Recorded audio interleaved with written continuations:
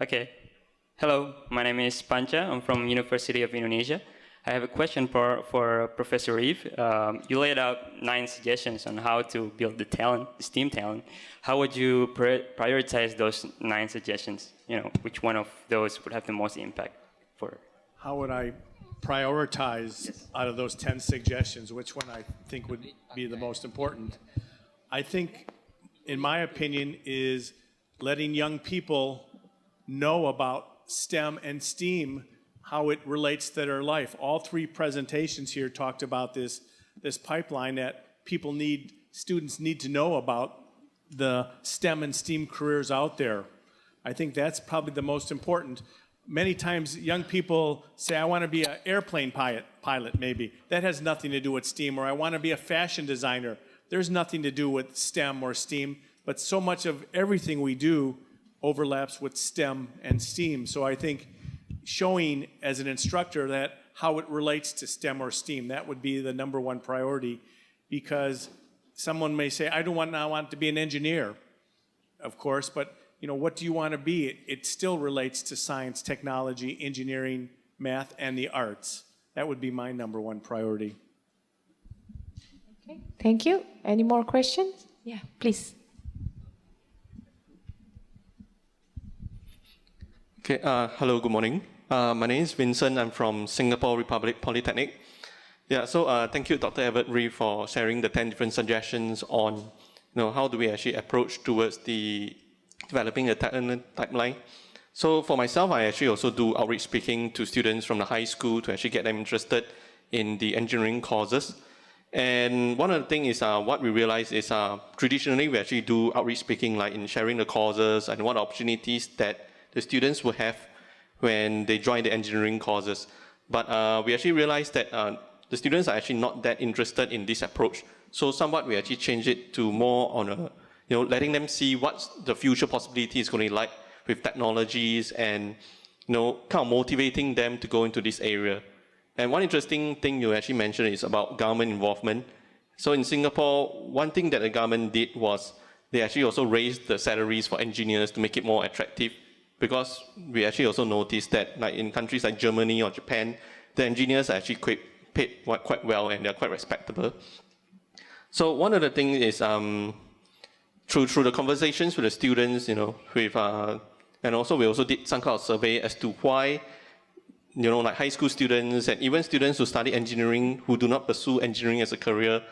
And one of the things that we noticed in Singapore is they are actually quite drawn by the glamour of, like other industries like banking, finance, where the salary range is actually much higher. And then they actually find engineering to be, quite a on the ground, roll up your sleeve kind of work, kind of approach. So basically that's the perspective that we actually get in Singapore case. So that's why there's actually a talent drain from those students within the engineering education towards the other industry like business and even arts. So now I noticed that STEM actually have this arts element. So actually I'm very curious on how are the respective countries like the United States, Thailand and Malaysia. So what are the challenges that you all are faced in attracting talents to go into this area of STEM? So what is on their mind, what is on their thinking? Is it because of the monetary rewards, or is it for the job satisfaction, or like just now Dr. Azid actually mentioned slightly about the skills that they are not able to pursue into it further. So I'm very curious on how are the different countries, so what are the challenges that you actually face in attracting good students and also keeping them within the engineering industry? Okay. Thank you. So if I get your question, what are some of the challenges we face trying to get young people interested in STEM, correct? Yeah, correct. Is that your question? I mean, and why do we have so few women and underrepresented groups into STEM, correct? Especially for students in general, not only the women. Yep, I mean that's the underrepresented, but all students. I think because of traditionally, we made it so narrow in focus. When we talked about STEM, it was only engineers and scientists. I think the scope was too narrow, and that was the challenge. I mean, STEAM is so much broader today. So I think that has been a challenge, that we need to show that STEAM and STEM, again, is represented in almost all careers. And yet, the idea of problem solving, as you brought up, and creative thinking, all of that is taught here in STEM. So I think, again, answering your question is that the focus was too narrow. We need to let people know what STEM and STEAM actually is about. That would be my answer. Would anyone else like to?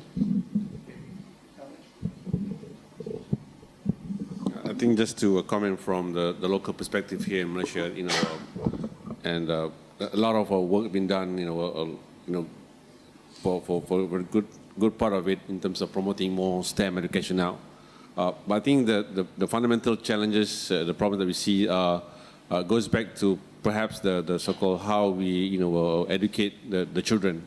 I think there's a lot of emphasis on passing exams and score A's and whatnot, and not so much in terms of acquiring the knowledge. I think this is something that needs to be changed in terms of I think.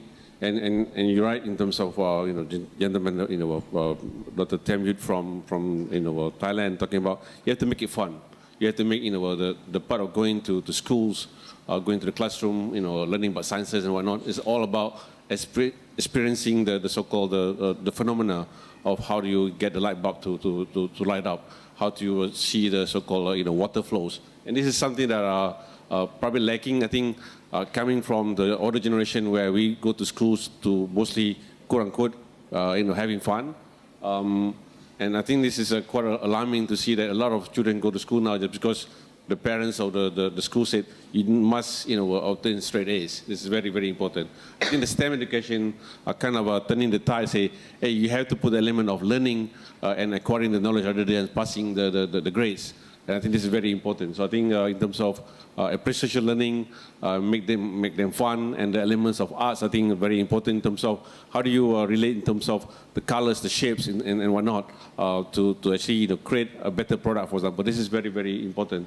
And I think those are the main challenges. I think maybe perhaps even the parents have to change their mindset why they send the kids to school, right? So, yeah. And to add one more point, we need to show, not only make it fun, but show success early. Many children find math and science difficult. In the U.S., we're not number one. So they become frustrated. So they say, I do not want to do this anymore. And they do not see how STEAM is integrated. So I think we start early with providing success in math and science because our children struggle. But if we provide success, then they can maybe start thinking about, I had a grad student recently, he said, I do not want to do research.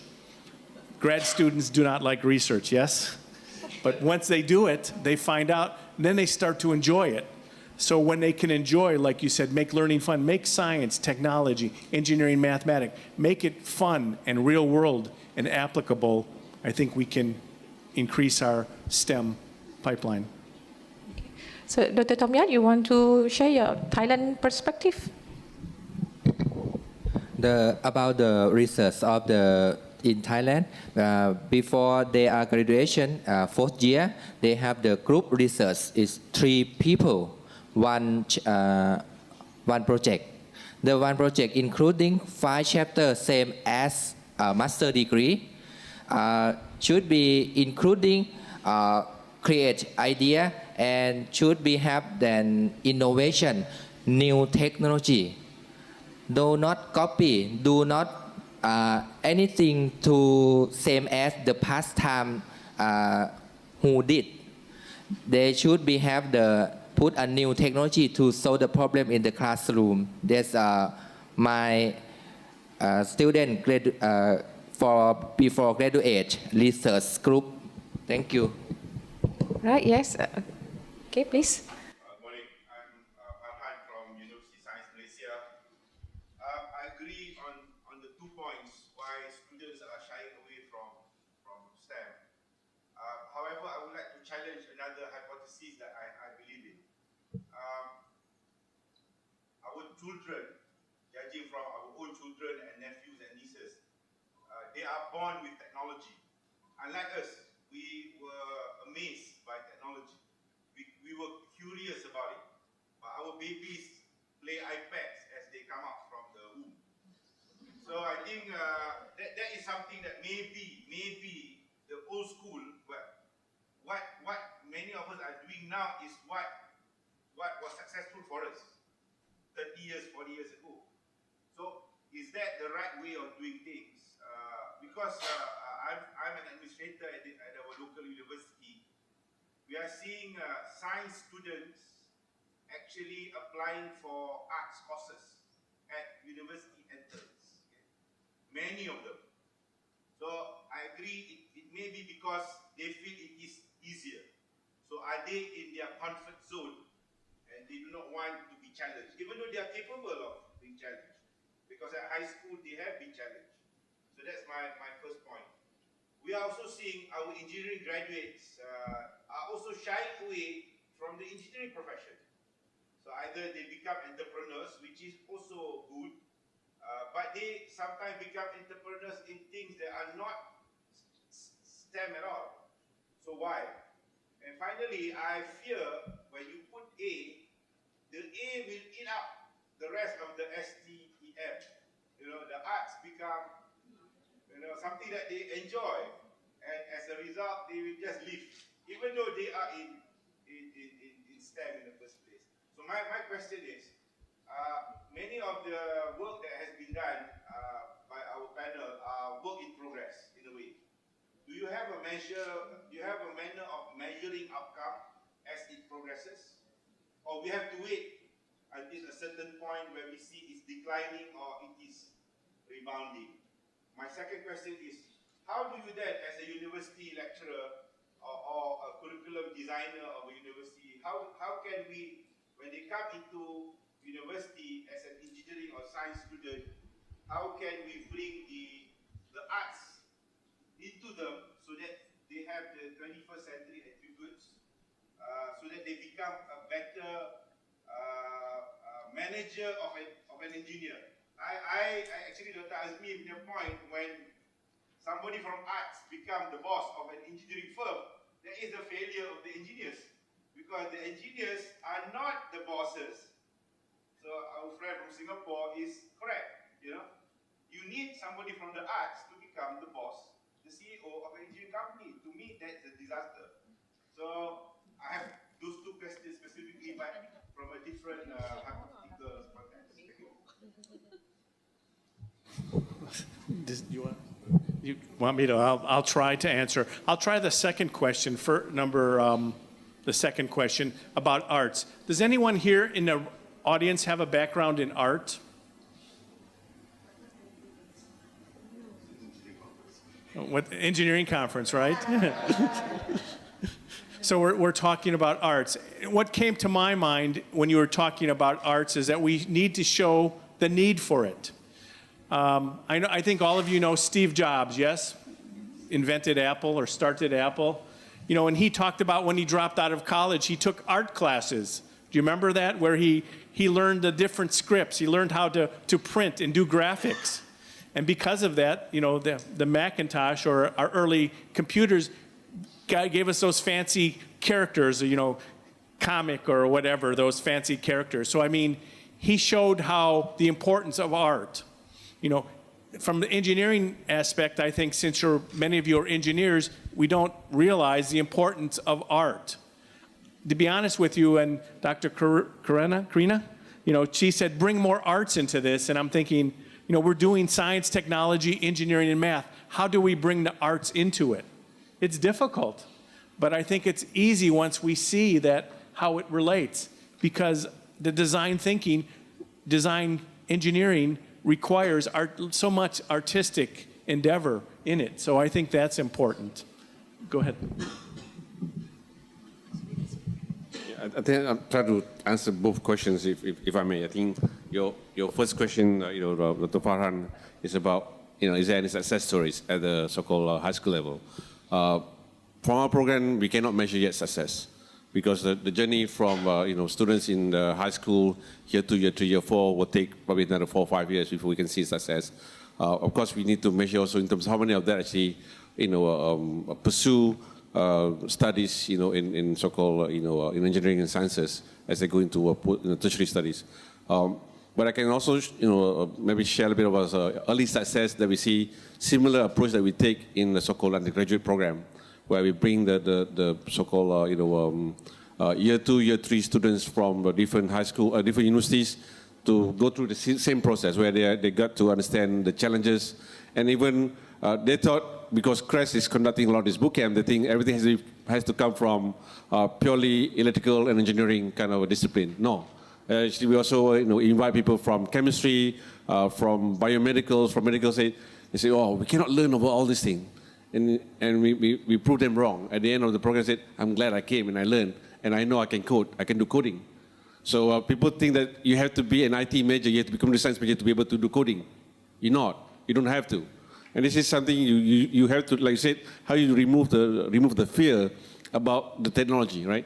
And it is very important to actually to conduct this kind of program where bring people from different disciplines to say, hey, everything's the same. It's all about learning. If you remove the fear and you put a limit of fun and enjoy in a part of learning, you will able to acquire anything. And this is why I give the example of a friend of mine, Kamarul, the head of Aerodyne, even though he's not a major in engineering, but he acquired the knowledge about engineering on his own, about to do coding, about to do. In fact, he was the first, owner of a CSA Malaysia when he came back from his study. The second, question to ask: will arts eat up engineering in the STEAM kind of so-called equation? It will not if we do it right. And also, I'll give an example why we need to have the arts in the STEM. I came from Motorola. Even though I lead about 150 different kind of engineers, I have a small group that does industrial design. And these guys are non-engineers. There are anthropologists, there are people are not majoring in engineering.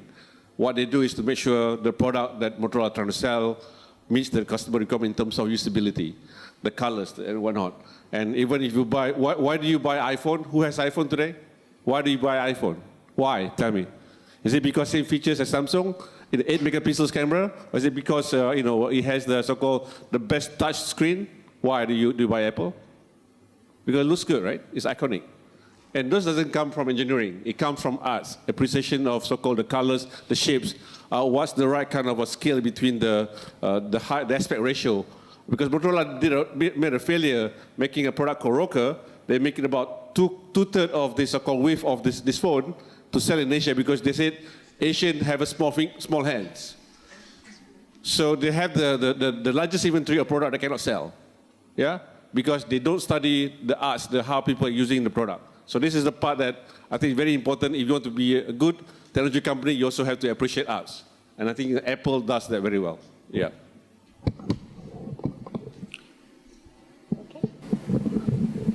I think we're almost out of time, but to answer your first question, I think it's gonna take some time.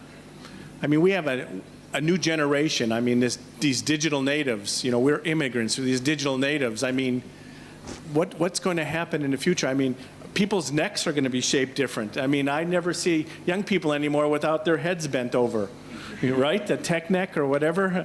I mean, there's a whole generation out there.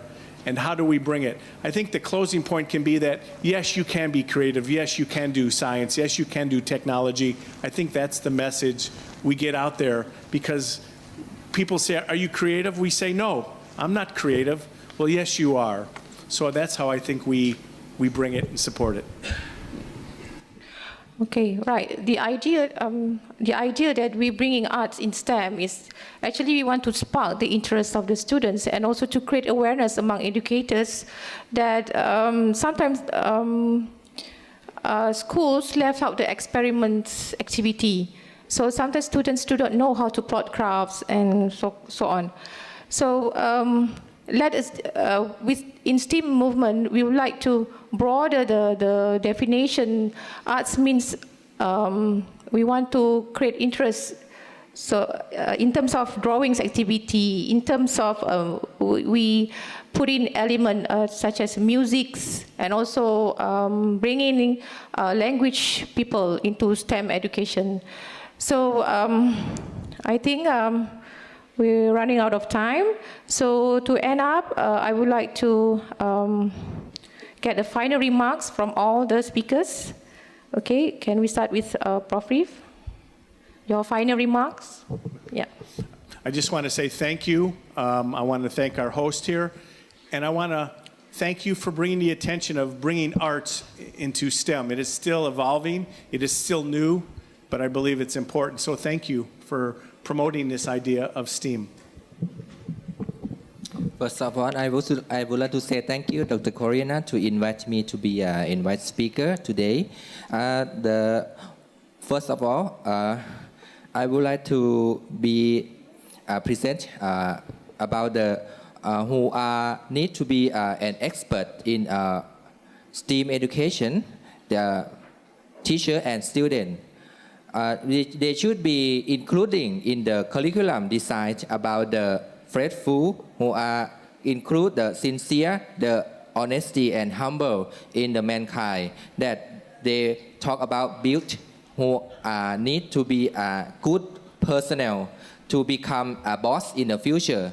Because the problem in the labor market, they talk too much about some people is not sincere, not faithful, not have the humble. Then we cannot trust or believe the product, or believe that they can work the best or not.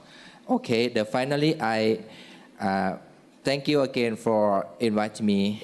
Thank you very much.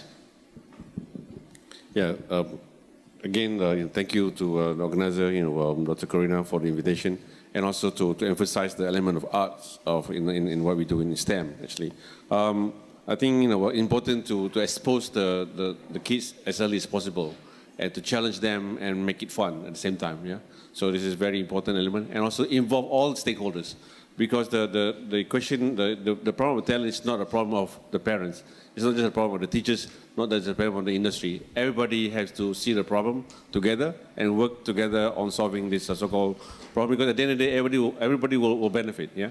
So it's a win-win, for everyone, and do get your community to be involved. Even perhaps, parents. We have not done that yet, but we were also thinking about how do we get even parents to involve in some of this program. Sometimes parents, also could be a bit of a roadblock to things that you want to do. So do involve the community, involve the so-called your ecosystem in building the sustainable talent pipeline. Thank you. All right. So, ladies and gentlemen, this is the end of the STEAM special session. I'm thankful to all of you, and your feedback is very beneficial to us. It's a pleasure to see so many of you here. So we will have a coffee break at the